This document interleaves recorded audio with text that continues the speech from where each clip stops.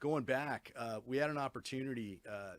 Some of it ties back to that cathedral when it went into bankruptcy, and we were able to come in and do a somewhat of a rescue package and support the diocese in that acquisition.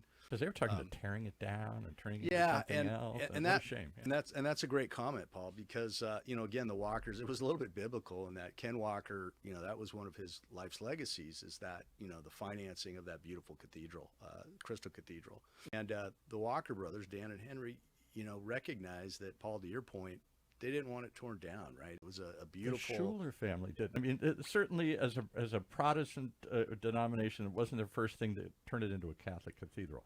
But better that than whatever, a corporate campus or something. And they came out and said, we'd rather it be a church. Yeah, and I think the Walker family held those same views, right? But he refused, and recognizing, just in deference to his dad, his dad was very proud. They're a very Christian family. We're a Christian bank. And they didn't want it repurposed into apartments or anything else. So Dan really stood in and supported the diocese in a number of different ways in the acquisition through the bankruptcy court of that property. But by virtue of that, we ended up being the bank of really the entirety of the Diocese of Orange, and quite proudly. It's very much aligned with our own culture.